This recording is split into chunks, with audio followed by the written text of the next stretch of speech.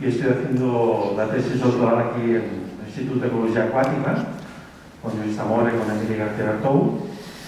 Y en mi tesis básicamente estamos estudiando la interacción entre FATET y Gambusia con un método novedoso que es el tema de las estereovideocámaras.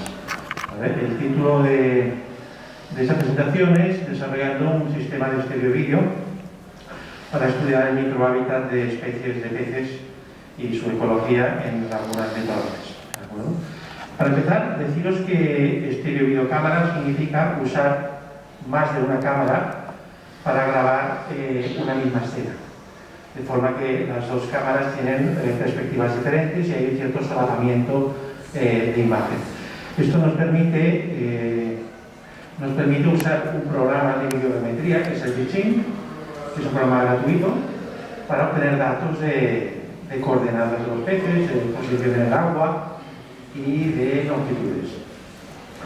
Deciros que con el cambio de siglo, hace 20 años y acá, ha habido una revolución en el mercado de cámaras cada vez más eficaces, baratas y manejables, ¿no? Y completamente a prueba de agua. Y esto ha tenido una repercusión en ecología acuática.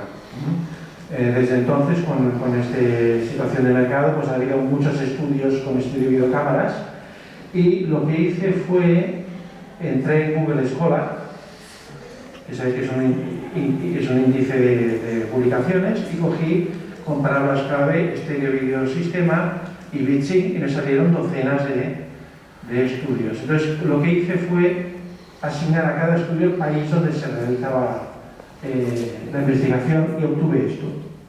Vamos a ver si me funciona el... A ver, ¿cómo me pasa?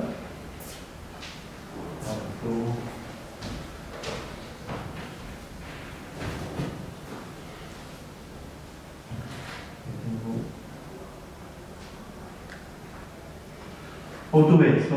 Bueno, esto es un cartograma donde el tamaño de los países está inflado relativo a la cantidad de estudios que se han hecho en ellos. Vemos que Australia se lleva la palma. En Australia, sobre los 100 estudios que repasé, 50 son australianos. Los australianos estudian fundamentalmente con estereovideocámaras en medio marino. Estudian comunidades marinas. Un 4% era en ríos australianos. En segundo lugar, y de lejos, Estados Unidos, 17 estudios sobre 100, también en medio marino, pero en Estados Unidos también estudian bastante en ríos de Alaska, prístinos, de agua cristalina, salmones que pueden medir 50 centímetros. Ellos los enfocan a distancias de 3 o 4 metros de las cámaras. Para que hagáis una idea, esto, lo que os presentaré aquí, es una miniaturización del sistema. Porque yo no estudio salmones de 50 centímetros, estudiamos Fartets y Gambusia, que igual miden 40 milímetros o menos. Además, la distancia de las cámaras mías es de 20 centímetros, o a lo sumo 60. En Alaska son 5 metros. Estamos hablando de que os presento una miniaturización del sistema. Y para ir acabando el cartograma, fijaos en Nueva Zelanda, también está coloreada, el Reino Unido, Canadá. O sea, parece que los países anglosajones nos llevan la delantera de sobra, ¿no? Con el tema de los estereovideos. El objetivo del estudio metodológico es confirmar la fiabilidad y precisión y exactitud del sistema, midiendo pues, la posición de los peces en la laguna del agua. Además, quisimos comparar con otro sistema de muestreo tradicional, con las fine nets, los resultados en abundancia de especies, o sea, riqueza de especies y estructura de tallas, básicamente. Hicimos el estudio en dos lugares, uno en la ruina, donde se refería Irene, en el Parc Natural dels Aiguamolls de l'Empordà, donde pusimos las estereovideocámaras y las fine nets, y después más al sur, en la Platera, ¿no? En el Parc Natural del Montgrí, Las Medes y Baix Ter, donde hay unas lagunas restauradas en dos proyectos LIFE en los últimos 20 años. Esta es la típica laguna restaurada de la Platera, donde puse pues, 3 réplicas de estereovideocámaras y de 2 a 4 réplicas de fine nets en agua bastante cristalina, con un fondo de lodo y y con una columna de agua que osciló entre los 45 centímetros y los 15 centímetros.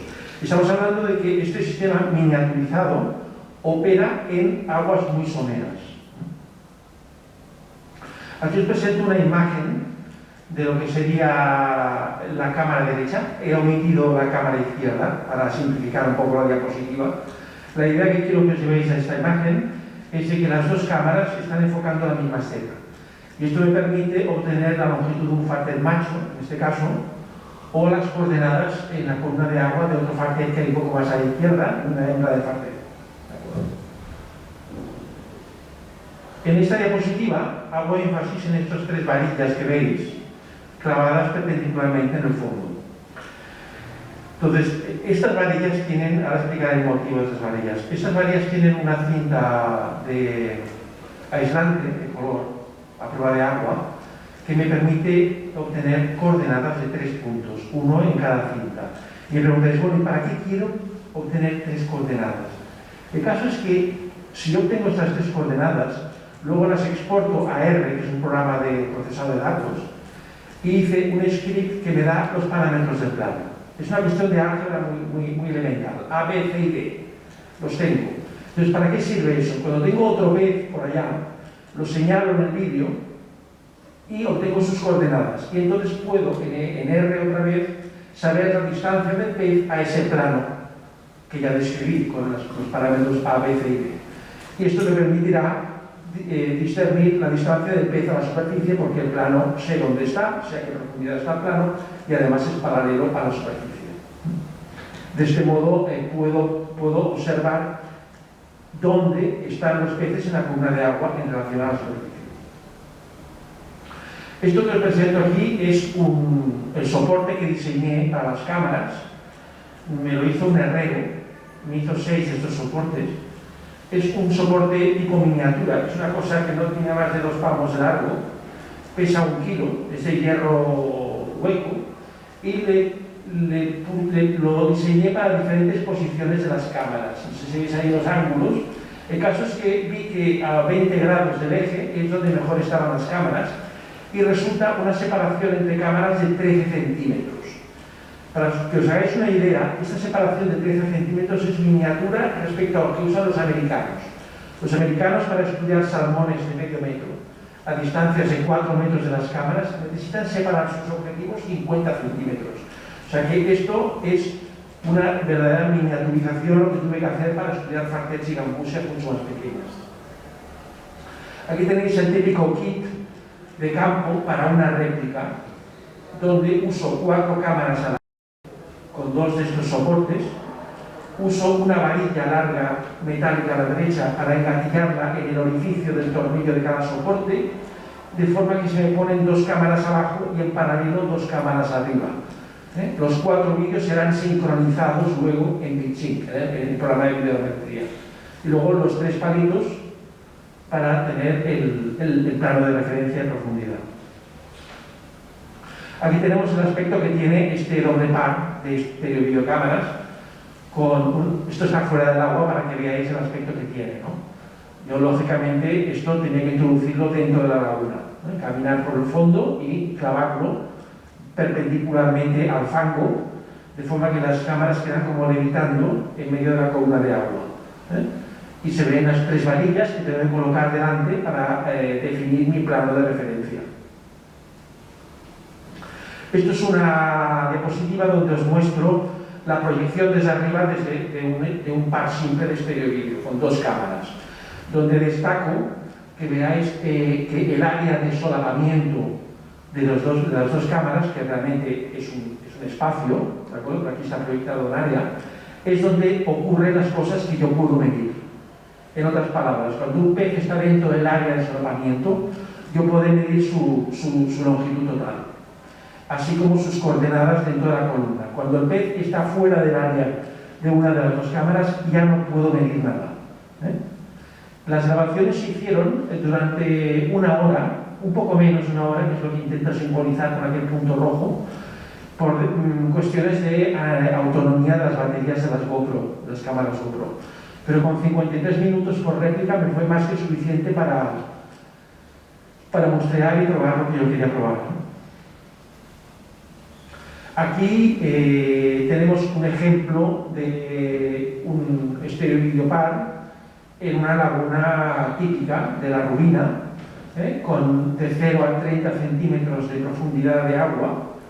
Insisto en que esto, aparte de que está miniaturizado para peces muy pequeños, este sistema se ha pensado para aguas muy someras. Nunca antes en estudios de ecología acuática se han usado estereovídeos en aguas tan someras como estas, es decir, el primer caso. Y lo que ocurre dentro del área de solapamiento es donde ocurren las cosas que me interesan ahí, que es grabar la posición de los peces en la columna, el uso vertical de la columna, de gambusia, invasora y de fartet, y sus longitudes. Una de las primeras cosas que quisimos hacer es comprobar la exactitud y precisión de las medidas de profundidad de los peces, ¿no? Con este sistema. Entonces lo que hice fue crear este objeto, compuse el objeto que es una boya, una caja de corcho blanco hueca que casi ni se hunde, solo un par de milímetros debajo del agua, flota totalmente, y le puse una varilla vertical perpendicular a la superficie del agua. Y en esta varilla le puse cinta aislante de color cada 5 centímetros. O sea que cada cinta yo sé a qué profundidad está. Entonces esto lo puse delante de las 4 cámaras, porque aquí estaba grabando toda la columna de agua, aquí veis solo el vídeo de una de ellas. Y marqué con el programa Michink las profundidades, con el objeto de calcular estas profundidades con R. Entonces, el protocolo es: primero filmas, luego con Michink sacas las coordenadas, las exportas a R, y R te calcula, con el script que tuve que hacer, R te calcula las profundidades, que no es más que la variable respuesta en esta regresión. La variable, en el eje vertical tendríamos las estimas de la variable independiente, que son pues las profundidades de las cintas de color, ¿no? Y vemos que aquí la dispersión de datos es más bien pequeña.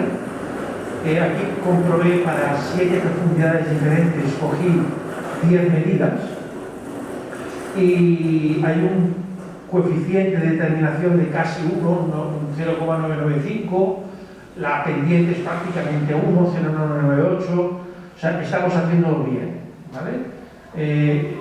Digamos que el método es preciso y exacto, con un índice de repetibilidad del 99% y con un 3,1% de error medio, absoluto. O sea que el sistema va bien para determinar la posición de los peces.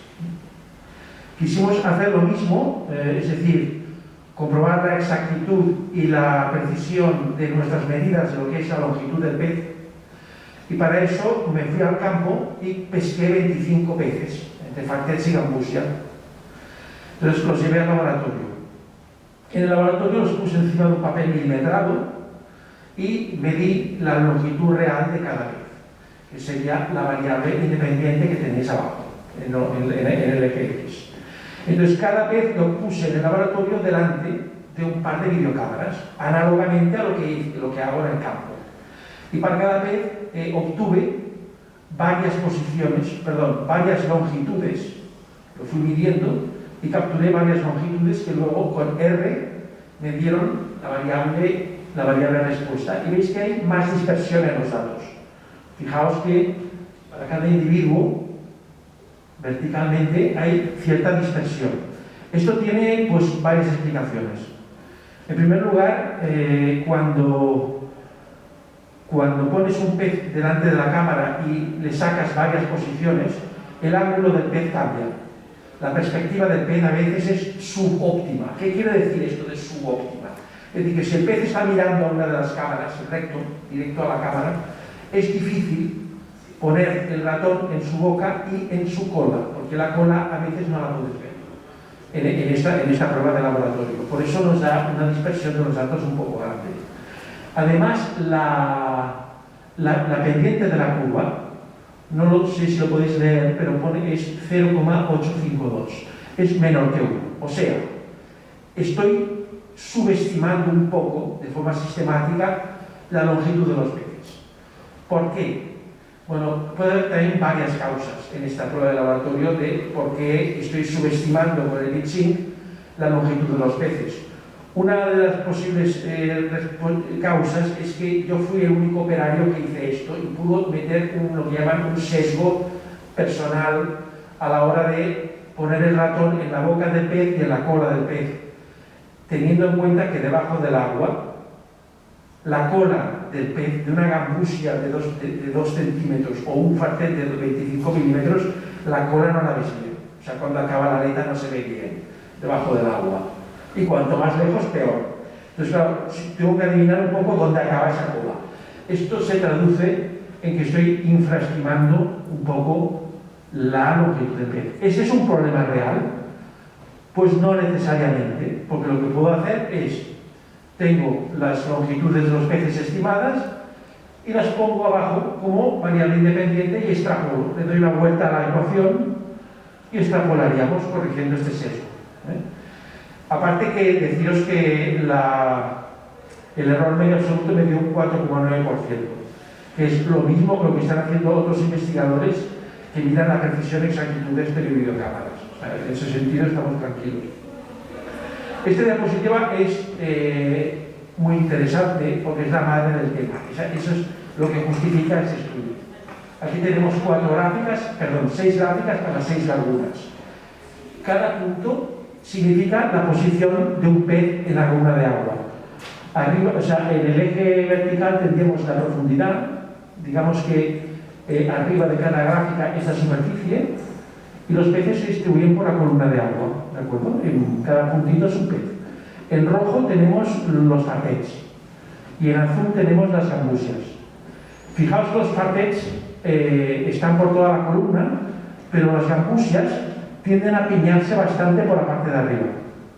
Esto ya nos está indicando que con este sistema, en lagunas someras, somos capaces de discernir el uso de la columna de agua de estos peces tan pequeños. Entonces, además, las gambusias, si nos fijamos en las gráficas de abajo, las de color azul, las gambusias, la recta de regresión no es plana, tiene una cierta pendiente. De forma que las gambusias más grandes parece que están usando más frecuentemente la parte superficial de la columna de agua. Bueno, esto es novedoso. O sea, no se ha descrito antes nunca que las gambusias más grandes, que además son hembras, utilicen más frecuentemente la superficie que los machos. Y para ir acabando, también quisimos comparar los dos métodos de muestreo, los estereovideocámaras, con las FireNets, que es un tipo de NASA tradicional, en cuanto a la riqueza de especies muestreada y a la estructura de tallas. Aquí vemos 2 gráficas. La de arriba es la captura por unidad de esfuerzo por una hora de las FireNets, o sea, cuántos peces cogemos en una hora por hora en la FireNet, y abajo el número medio de peces muestreados en estereovideocámaras durante una hora. Como veis, el resultado es bastante parecido a priori, o sea, se ven columnas rojas y columnas azules. Las azules son las gambusias, una columna para cada laguna, y los rojos son fartets.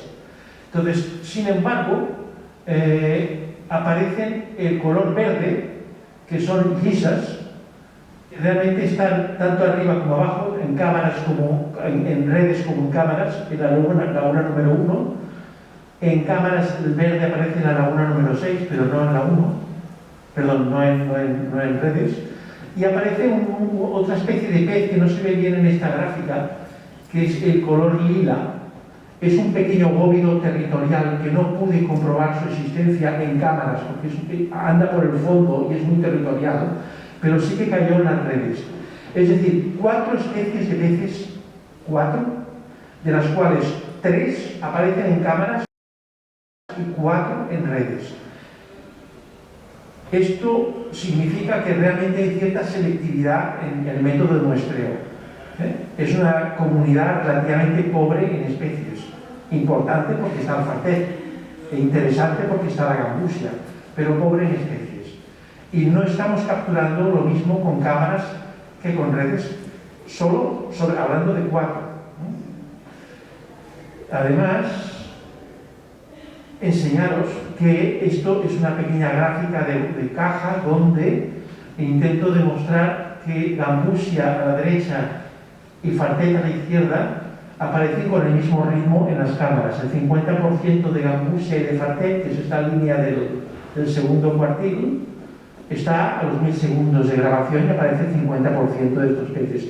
Mientras que la guisa es más escasa y aparece mucho más tarde. Y ponernos esta gráfica donde represento la diferencia en cuanto al tallaje de las especies muestreadas con redes, con fine nets y con cámaras. Fijaos en las dos de arriba, las dos de los fartets. Cada caja es la distribución de tallas de fartets en cada laguna, ¿no? Básicamente se ve que son bastante parecidas el tallaje en cuanto al muestreo de redes con el de cámaras. Pero si nos fijamos en las dos del medio, las de las guisas, fijaos que a la izquierda, con redes, estamos cogiendo guisas en las redes de 40 milímetros, guisas pequeñitas. Pero a la derecha, el eje, la escala cambia, no se ve bien quizás, pero la escala cambia. A la derecha, con guisas, estamos atrapando con las redes guisas pequeñas y risas muy grandes, de 300 milímetros, de más de un palmo. Esto significa que realmente hay cierta selectividad en cuanto al tallaje de especies muestreadas. Las redes no cogen guisas grandes, pero las cámaras sí, las cámaras las graban. Y además, en cuanto a la gambusia, que es la de abajo, parece parecido, parece que es similar, pero si nos observamos con detenimiento, comparando laguna con laguna, de las 3 lagunas donde aparecieron gambusias, las redes parece que no cogen las gambusias más pequeñas. Hay cierta selectividad también en cuanto al tallaje. Y para concluir, deciros que por una parte las cámaras son razonablemente precisas y exactas para determinar la posición vertical de los peces y de sus tallas. Han sido eficaces también para determinar el uso diferente de la columna de agua en peces tan pequeños como gambusia invasora y fartet. Además, en lugares tan someros como 30 centímetros de columna, precisamente porque se puede observar la posición con gran exactitud. Y deciros también que al comparar con otro método de pesca, con fine nets, la descripción de la comunidad de peces ya no coincide tanto. En fine nets vemos 4 especies, en cámaras solo 3. No quisimos describir la comunidad de peces con estos sistemas, porque simplemente comparar en igualdad de condiciones, porque las cámaras no operan de noche. Esto es un impedimento que tiene una característica. Y hay especies que son nocturnas, como la anguila, que aquí no salieron ni con cámaras ni con redes, porque las redes las pusimos simultáneamente a las cámaras. ¿De acuerdo? Y después, por último, comentaros que la diferencia de tallas también salieron algunas diferencias en cuanto a la distribución del tallaje, y que las cámaras, en definitiva, son un método poco invasivo, no impactan a los peces para nada, y las hacen muy recomendables para estudiar peces de especies amenazadas y en lugares protegidos, ¿no? Como lagunas restauradas.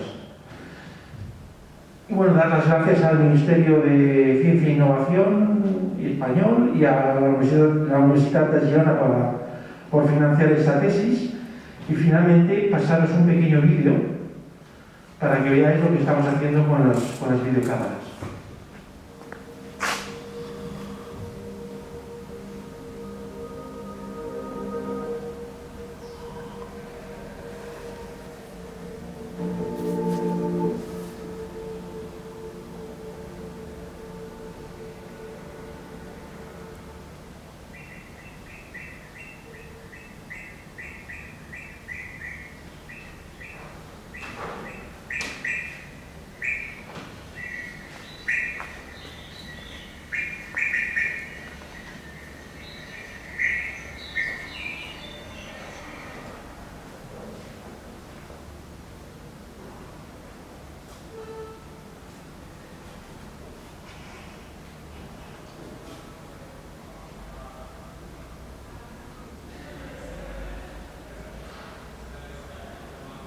Estos son partets, que no hay gambusia.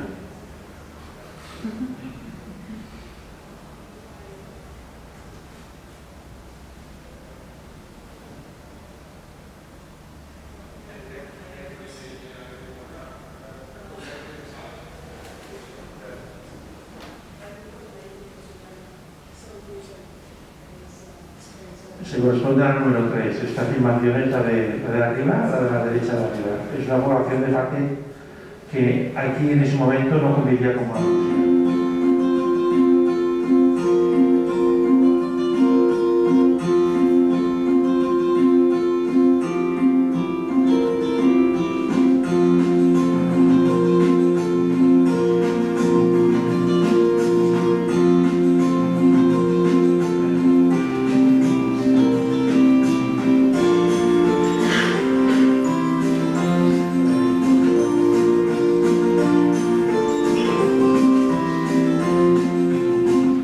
Bueno, muchas gracias por escucharme y si queréis alguna pregunta.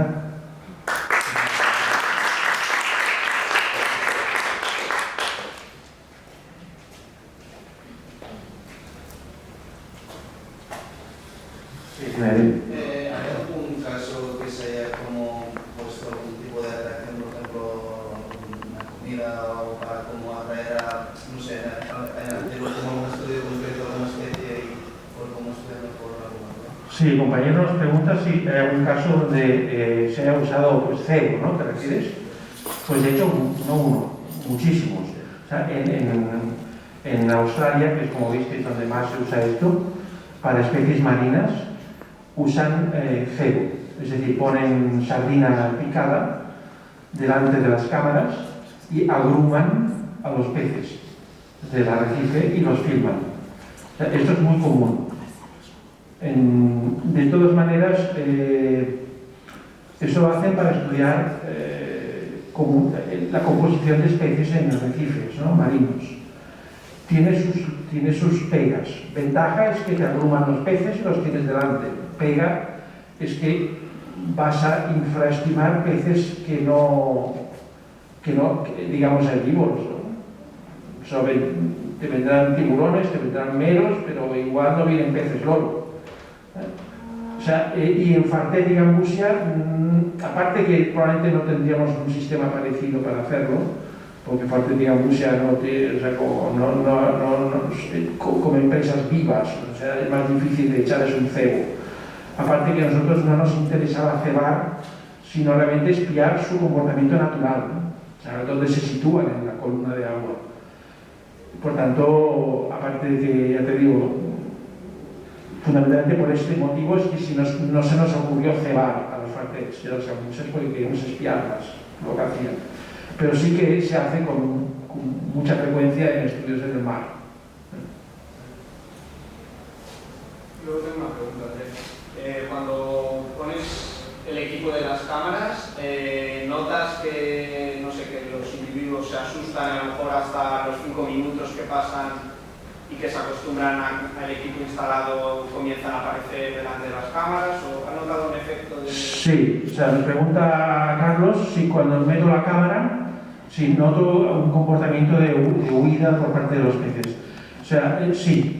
O sea, cuando yo avanzo, yo para meter las cámaras tengo que avanzar por la laguna hasta ubicar el sistema, el pincho, con las cámaras lo ubico, ¿no? Entonces yo sí que veía que conforme iba avanzando me salían gambusias que se salían disparadas por pánico, ¿no? Entonces llegaba, situaba el sistema y entonces lo que hacía era pasaba una baliza, una pequeña luz de estas que se usan para pescar de noche, que es intermitente, la pasaba delante de los vídeos por el simple hecho de que tenía que sincronizarlos. Eso no os lo he explicado aquí. Pero yo siempre clavaba las cámaras, pasaba la luz intermitente para luego en el laboratorio sincronizar los vídeos. Y entonces sistemáticamente lo que hacía era empezar a contar los fartets al cabo de un minuto de pasar la baliza, porque ya en un minuto comprobé que empezaban a aparecer peces delante de las cámaras. Al principio no aparecen porque huyen. Entonces pero me daba igual. Luego resumen su comportamiento normal al cabo de un minutito, ¿de una cosa así, ¿eh? Yo pasaba la baliza, me apartaba y dejaba filmar. Entonces todo empieza a contar a partir de 1 minuto después de pasar la baliza, es donde pongo yo el tiempo cero, que ya vi que empezaban a aparecer peces delante de las cámaras. O sea, que quizás es más efecto el hecho de que tú tienes que entrar en el agua, ¿no? Y por eso se espantan, Sí. y el hecho de que haya las cámaras que no les afecta. Aparentemente a las cámaras les importa muy poco. Bueno, hemos visto en el vídeo que había un fartet que estaba picoteando a la cámara, ¿no? Es que la interpretan como un objeto más que no parece que les asuste en absoluto. Ni las cámaras ni los palitos. Los palitos como si fuesen tallos de fragmites. No les importa. Sí. Sí, y una pregunta. ¿A través de estos vídeos consigues datos de densidades? ¿A través de estos vídeos? Datos de densidades de la... Sí, densidad. Es una buena pregunta. Precisamente uno de los capítulos de mi tesis es posible que le estoy dando vueltas e introducir el asunto de la densidad. En cuanto a la densidad, muchos estudios con estereovídeo lo único que hacen es contar el número de peces de una determinada especie que aparecen en un fotograma, el número máximo, lo que llaman la N-max. Es decir, si te aparece, por ejemplo, ¿qué te digo yo? Como hemos visto en el vídeo este, si lo paras, igual te aparecen 16 fartets. Entonces tú cuentas y te quedas con el número máximo y te dicen, bueno, el número máximo de fartets es 16. Y así en muchos estudios se da ese dato, pero a mí ese dato no me convence, la N-max. La cosa es un poco más rebuscada, creo yo, porque yo he filmado, por ejemplo, con cámaras en La Platera, en un lugar con mucha gambusia.